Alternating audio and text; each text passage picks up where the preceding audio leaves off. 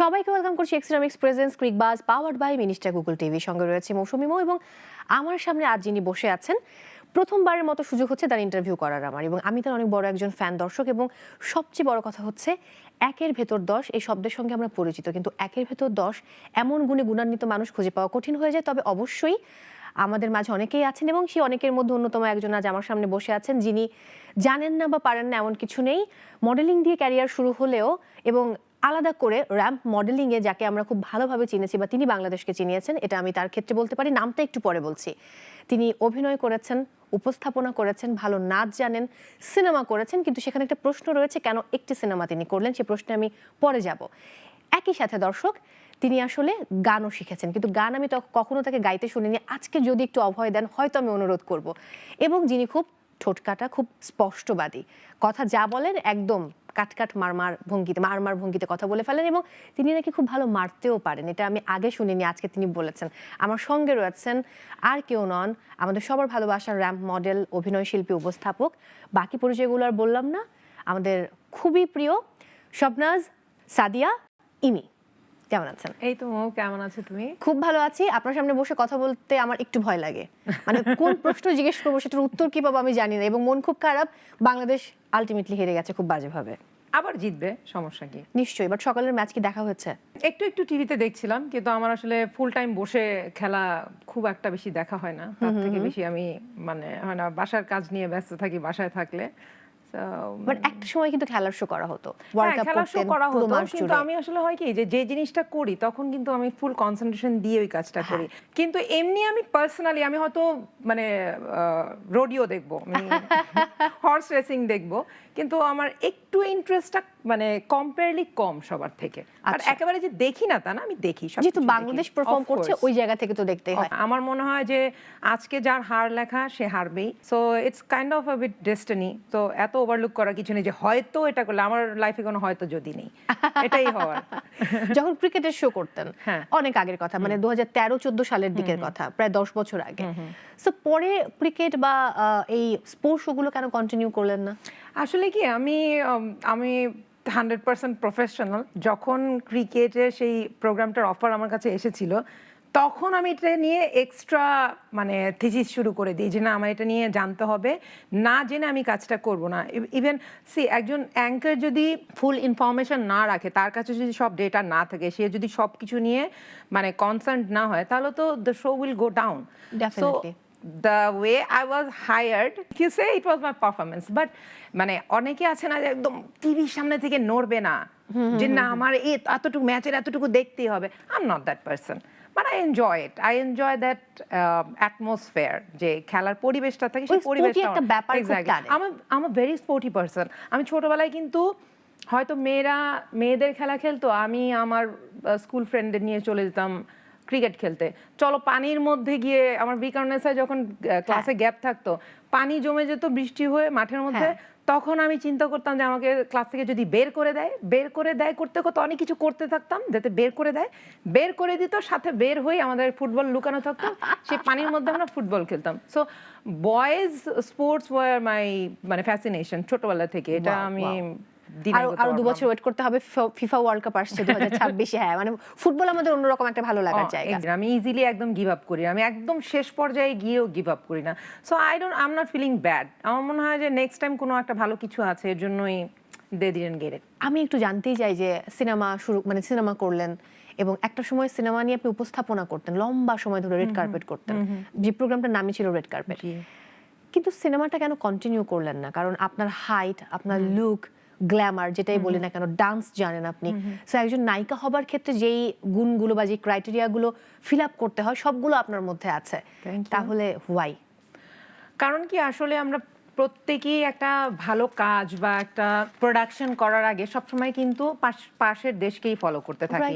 যে পাশের দেশকে মানে যে তাদেরকে যে অন্ধভাবে ফলো করা তা কিন্তু না, তারা যে ওয়েল ইকুইপড, তারা যেভাবে ডেভেলপড, সেই ডেভেলপমেন্টটাকে আমরা ফলো করি, রাইট?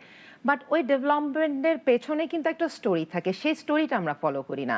আমরা শুধু আউটকামটাকে ফলো করি, যে আমাদেরকে এই প্রোডাকশনটা বের করতে হবে, সো আমরা এরকমই একটা প্রোডাকশন বের করব, এরকম একটা টেন্ডেন্সি থাকে। কিন্তু আমাদের এখানে যেটা হয়, আমরা ওই পাশের দেশকেই যদি ফলো করি, তাহলে তো আমরা এটাও ফলো করতে পারি যে পাশের দেশে যখন একটা ফ্যাশন উইক হয়, তখন ফ্রন্ট রোতে বড় বড় প্রোডাকশন হাউসের ওনার এবং বড় বড় অভিনেতারা বসে থাকে, হ্যাঁ। যে একটা মানে প্রমিনেন্ট মুখ ফেস পিক করবে, সে তাকে ট্রেন আপ করে, তাকে গ্রুমিং করিয়ে একটা ক্যারেক্টার প্লে করাবে। সে যদি পরে সাস্টেইন করতে পারে তার কোয়ালিটিতে করবে, না হলে সে করবে না। আমাদের এখানে সিস্টেমটা নেই।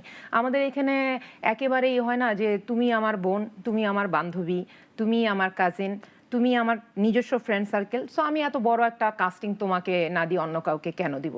আমাদের এখানে অডিশন সিস্টেম একদমই নেই, খুবই কম, খুবই নাই বললেই ওটিটির চলে। ক্ষেত্রে বোধহয় এখন শুরু হয়েছে একটা খুবই কম, হ্যাঁ। খুবই খুবই কম, যেটা আসলে আমাদেরকে খোঁজ নিয়ে রাখতে হয়। হয়তো 100টা কাজের মধ্যে হয়তো 5টা কাজের অডিশন হচ্ছে, কিন্তু আর 95টা কাজ মানে আমিও জানতে চাই আমার বন্ধু বান্ধব মহলের কাছে যে এক্স্যাক্টলি যদি আমার কোয়ালিটি থাকেও, কাজ যে আমি যে অডিশন দেবো বা আমি যে এই ধরনের কাজ করতে চাচ্ছি, এটার ওয়েটা কি, তখন তারা বলে যে না, আমাকে সবার সাথে লিয়াজো মেনটেন করতে হবে, আমাকে সবার সাথে কানেকশন মেনটেন করতে হবে।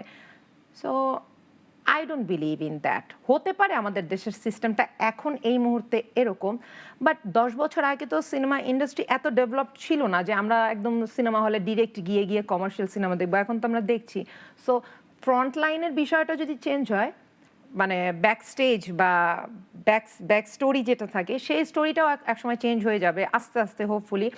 ওইটা আমি আশা করি যে একসময় এটা চেঞ্জ হয়ে যাবে, যে আমরা ইন্টারন্যাশনালি চিন্তা করব যে আমার একটা বড় প্রজেক্ট, আমি 5 জন বা 10 জনের অডিশন নিব এখান থেকে, যে সিলেক্ট হবে, যে ফিট করবে ক্যারেক্টারে, তাকে নিব।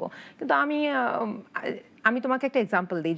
ধরো আমি একটা র্যাম্প শোই যদি অর্গানাইজ করি, আমি আমার বোন বা আমার কাজিন, আমার ফ্রেন্ড, আমি এগুলো দেখবই না।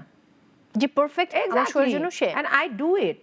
আমার এমনও রেকর্ড আছে যে আমি একেবারেই মানে কিছুই পারে না, মানে আমি দেখতে পাচ্ছি যে ও একটা মডেল, ওকে দিয়ে মডেলিং হবে, ও র্যাম্পে একদম ফ্রন্ট লাইনে হাঁটবে, ও দেখলাম চিপায় চাপায় ঘুরছে, তো আমি ওকে ডেকে নিয়ে আসছি, আসো আসো এখানে, ওটা that's not your place, this is your place, this light যখন ইজ ইউর প্লেস। কোরিওগ্রাফি করেন বা এরকম শেখান, তখন কি খুব বকা দেন আপনি? বকা দেয় না, আমি অনেক স্ট্রিক্ট থাকি এই কারণে, এবং সবাই আপনাকে ভয় পায়। এবং ওরা আমাকে পছন্দ করে, এবং একই সঙ্গে ভয় পায়, আবার একই সঙ্গে আমি যখন ওরা আমাকে বলে জম্ফা, যে ইমি আপু না থাকলে নাকি জম্ফা হয় না। সো আমি থাকলে অনেক মানে মজাও হয়, অনেক এন্টারটেইনমেন্টও হয়, আর আমি অনেক হাসাহাসি করি, অনেক মজা মাস্তির মধ্যে থাকি। এই কারণে, কারণ আমাদের এত বেশি হার্ডওয়ার্ক হয়, ওইটাকে জাস্ট একটু কভার করার জন্য আমি যতক্ষণ ইজি গোয়িং থাকতে হবে আমি ইজি গোয়িং থাকি। হ্যাঁ, স্ট্রিক্ট থাকতে হয়, আমি যদি স্ট্রিক্ট না থাকি তাহলে তো ওরা শিখতে পারবে না। রাইট। এবার র্যাপিড ফায়ারে যাব। প্রথম প্রশ্ন খুবই সহজ, আই থিংক আপনি সবগুলো প্রশ্নের উত্তর দিতে পারবেন। 2007 সালে টি-20 ওয়ার্ল্ড কাপে চ্যাম্পিয়ন হয়েছিল কারা? ইন্ডিয়া। ইন্ডিয়া, এক্স্যাক্টলি, উত্তর সঠিক হয়েছে। এবার যদি যাই, এটা একদম পানির মতো সহজ প্রশ্ন। পানি? ও, আবার H2O এর কথা মনে পড়েছে নাকি? আমাকে একজন কোয়েশ্চেনই করলো সেদিন, আপু H2O মিনি কি? আমি একটা রেস্টুরেন্ট আছে। এটা ভালো ছিল। যাই হোক, টি-20 খেলাতে মানে কত ওভারের খেলা? এটা খুব সহজ প্রশ্ন। 20 ওভারের খেলা, এক্স্যাক্টলি। মানে যদি বলে ওডিআই ফরম্যাটে 50 ওভার, সেটা সবাই জানে, মানে যারা একটু জানে তারা আসলে জানে। এবার টি-20 ইন্টারন্যাশনাল ক্রিকেটে সবচেয়ে হাইয়েস্ট রান স্কোরার কে? ভীষণ ড্যাশিং, খুবই handsome, good looking husband Virat Kohli. এটা ভালো ছিল। এবার পরিচয় আনুষ্কার হাজবেন্ড, এটা খুব ভালো ছিল। নরমালি আমরা জানি যে 15 জনের স্কোয়াড হয়, কিন্তু মাঠে খেলে কয়জন প্লেয়ার? 11 জন। এক্স্যাক্টলি, ওরা 11 জন। খুব ভালো বলেছেন। টি-20 ক্রিকেট পিচের লেন্থ আসলে কত? সবাই আমরা একটা মানে কমন ডায়লগ কিন্তু বলি, 22 গজ। হ্যাঁ, 22 গজের খেলা। আমরা সবাই বলি ক্রিকেট 22 গজের খেলা। এবারের প্রশ্ন, এবারের ওয়ার্ল্ড কাপ টি-20 ওয়ার্ল্ড কাপ 2024 কোথায় অনুষ্ঠিত হচ্ছে? USA and West Indies. Right, উত্তর সঠিক হয়েছে। এবার আমাদের বর্তমান ক্যাপ্টেনের নাম কি? শান্ত। নাজমুল হোসেন শান্ত, উত্তর সঠিক। এবং লাস্ট প্রশ্ন, কার্টার মাস্টার বা দ্য ফিজ বলা হয় কাকে? মোস্তাফিজকে বলা হয়। হ্যাঁ হ্যাঁ, উত্তর সঠিক হচ্ছে। সবগুলো পেরেছে বাবা, এই আটকানো যায়নি দর্শক, কিছু করার নেই। এই জন্য আমরা শেষ করে একটা কফি খাবো। আই নো আপনি কফি খুব ভালোবাসেন। এবার একটু অন্য গল্পে যেতে চাই আমি। যদি মডেল না হতেন, আপনি আসলে সবগুলো ধাপেই কাজ করেছেন, অভিনয়, উপস্থাপনা, মডেলিং, সিনেমা, গান শিখেছেন ছোটবেলায়, কিন্তু সেই গানের পথে বা পপ বা এই টাইপের সঙ্গীত যেগুলোকে বলি যে একটু ব্যান্ড সঙ্গীত, সেদিকে কি কোনো ঝোঁক ছিল আপনার? আমি যখন গান শিখতাম তখন হচ্ছে আমাদেরকে ক্লাসিক্যাল শেখানো হতো। একটা তাল ছিল, আমি 4 বছর গান শেখার পরে যখন আমার একটা এক্সাম দিতে হয়েছে, তো এক্সামের মধ্যে একটা ত্রিতাল ছিল, it looks like a pyramid, okay, সা সা সা রে সা সা রে গা রে সা, এরকম করতে করতে it will be expanding like this, okay. So ওটা করার সময় মনে হলো কি exactly for what I am doing this. আর আমি না অনেক নাকে নাকে কথা বলতাম তখন, আমি একটু লাজুক প্রকৃতির ছিলাম, তো একদম চিপায় চাপায় থাকতাম, তো আমার ভয়েস শুনে আমার হতো যে মাই গড, তোমার গান আমি তো শুনবো না, তুমি কেন আরেকটা মানুষকে ডিস্টার্ব করবা। আর আসলে কি আমি সত্যি কথা বলতে গেলে ছোটবেলা থেকে যাদেরকে দেখে গান গাওয়াতেও ইন্সপায়ার্ড বা গান গেতাম যাদেরকে দেখে, তাদের মধ্যে বলতে গেলে কার কথা আসবে? জেনিফার লোপেজ, শাকিরা, বিয়ন্সে, ওদের এমন কোনো ট্র্যাক নেই যে আমার পুরোটা মুখস্থ না এবং আমি ওগুলো মানে গাইতাম না, এমন কোনো কিছু নেই। সো আমি যে ধরনের গানগুলো তখন গাইতে চাইতাম বা আমি যে ধরনের প্র্যাকটিসটা করতে চাইতাম, আমাকে ঠিক অপোজিটে ঢুকানো হতো যে না আমি ক্লাসিক্যাল গান গাবো, আমি ক্লাসিকটাই কেন শিখছি না। কিন্তু আমার মনে হতো যে না, classical is not for me. আর এখানে যে কনসেন্ট্রেশন দিতে হবে, সেই কনসেন্ট্রেশনটা দেওয়ার মতন ক্ষমতাটা আমার নেই, কারণ আমি এখানে ফুল টাইম দিতে পারবো না। সো আলটিমেটলি আমার এটাও হবে না, আমি অন্য কিছুও করতে পারবো না। তখন আমার মনে হলো যে একে তো ভয়েসটা আমার পছন্দ না, তারপর এখানে আমার অনেক পরিশ্রম করতে হবে, যে টাইপের গান আমি গাইতে চাইছি সেই গানের সুযোগটা আমার নেই, সেই গান পর্যন্ত যেতে আমার অনেকটা রাস্তা পার হতে হবে। তার থেকে ভালো আই গিভ আপ হিয়ার। ছোটবেলা থেকে আমার আসলে কি মডেলিং এর থেকে আমি নাচতে চাইতাম বেশি। আমার মা আমাকে গান গাওয়াতে ঢুকিয়েছিল। আমি সব সময় কমপ্লেন করতাম যে আমাকে একটা ক্লাসিক্যাল ডান্স শেখাতে, আমি একটা নাচ শিখতে চাই, ডান্সের মুভমেন্ট আমার খুব পছন্দ, আমাকে এটা শিখাও। তখন আমি বলতো যে না, তুমি হয়তো পরে সময় দিতে পারবে না, তো তুমি কিন্তু তখন কিন্তু ওয়েট হয়ে যাবে, তখন কিন্তু কন্ট্রোল করতে পারবে না, মানে আমাকে মানে নাচ শেখা থেকে করতো। তারপরে সেই আম্মুই আমাকে আবার মডেলিং এ নিয়ে যায় বিবিএনটির কাছে। তা আমি বললাম যে ওকে ফাইন, এখানে যেহেতু মিউজিক, মেকআপ, এভরিথিং আমি পাচ্ছি একদম মানে প্যাকেজ, তাহলে আর কি আমি এটাই করি। স্ক্রিনে একটা ছবি দেখবো, একটু ব্লার, বলতে হবে যে সে কে? তাসকিন না মুশফিক? না, কি মনে হচ্ছে? আগেই ঠিক ছিল। তাসকিন, আমার তো তাই মনে হচ্ছে। তাসকিন, দেখি কি হয়। তাসকিনই তো। হ্যাঁ হ্যাঁ, Taskin is a very good boy. Right, মানে তাকে দিয়ে মডেলিং সবকিছুই করানো সম্ভব। মডেল, ও এমনি মডেল। এবার ব্যাপক জনপ্রিয়তার পর এখন আসলে মিয়া আপু কোথায় আছে, তার কি মনে হয়? আমি আসলে I am leaving my dream life. যখন অনেক কাজের প্রেসারে থাকতাম, বছরকে বছর ধরে কাজ করতাম, তখন চিন্তা করতাম যে নিজের মতন করে একটু থাকতে পারবো কখন, আর আমার কোনো বাইন্ডিংস থাকবে না, আমার কাজ মানে কাজে না গেলে আমি সার্ভাইভ করতে পারবো না, বা কাজের উপরে আমি ডিপেন্ডেন্ট থাকবো, সে ডিপেন্ডেন্সিটা যেন আমার না থাকে।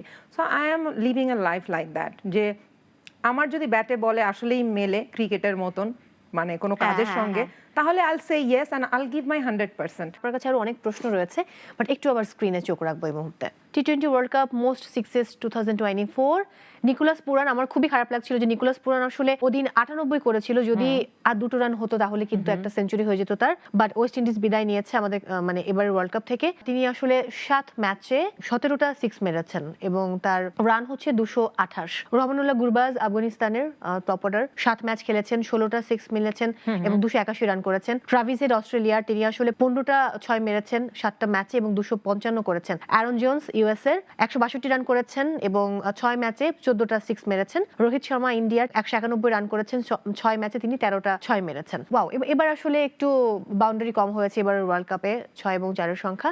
এবার আমি মানে মোস্ট রান গেটারদের একটা তালিকা দেখে নেব।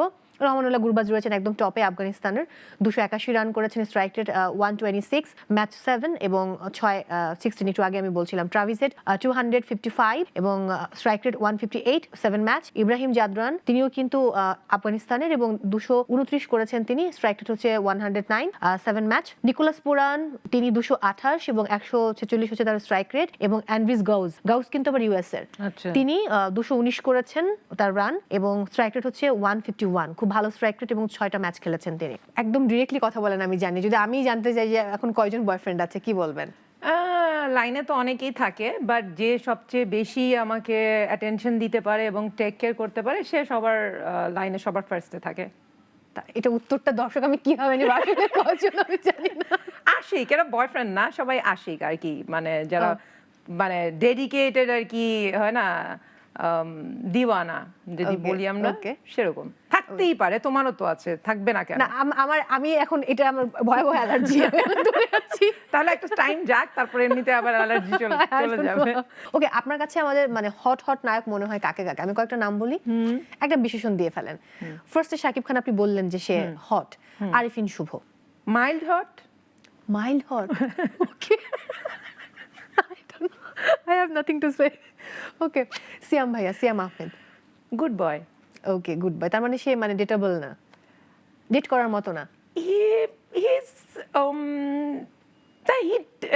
for me, see, if Shakib or Shubho they stand beside me, তাহলে তো they will look like a man, and they are men, okay, but সিয়ামকে তো অনেক ছোট মনে হবে আমার পাশে, মনে হবে ভাই আরো টাইপের, অনেক ভাই। মানে ও আসলে অনেক ভালো মানুষ, ভালো সিয়াম মানুষ, so he is a good boy. আমি ওকে ওই চোখে দেখি না কখনো। ওকে ওকে, এবার শরীফুল রাজ। শরীফুল রাজ হচ্ছে মানে আমাদের মডেলিং ইন্ডাস্ট্রির অ্যাসেট, কারণ ও মডেলিং ইন্ডাস্ট্রি থেকে গিয়ে তারপর সিনেমা অ্যাক্টিং এ আমি জানতাম, যখন ও অনেক পরিশ্রম করতো, অনেকের সঙ্গে সময় দিত, অনেকের সঙ্গে প্র্যাকটিস করতো, অভিনয়টা শিখতো, তখন আমি জানতাম কাজগুলো করছে এবং আমি তখন অনেক অ্যাপ্রিসিয়েট করতাম। আমি ভাবতাম যে আচ্ছা ঠিক আছে, আমাদের ইন্ডাস্ট্রি থেকেও যদি অনেক ছেলে যায় বা মেয়েরা যদি এখানে ইন করে তাহলে তো অনেক ভালো হবে। And he came out really good. ও আসলে ও এত ভালো অ্যাক্টিং করে যে আমি ওর একটা সিনেমা এখনো মানে থিয়েটারে গিয়ে দেখিনি, বাট আমি তো ওকে আসলে অনেক আগে থেকে অ্যাজ এ মডেল মানে কলিগ তো আমি ওকে পেয়েছি, কিন্তু এতটুকু আমি বুঝি যে আমার ছোট বোন আমার পাশ থেকে বললো যে ও অনেক ভালো অ্যাক্টিং করে, তুমি পড়ান দেখছো। আমি তখন বললাম যে আসলে he is a good actor না। ছোট করে এবার জিজ্ঞেস করবো, আফরান নিশো।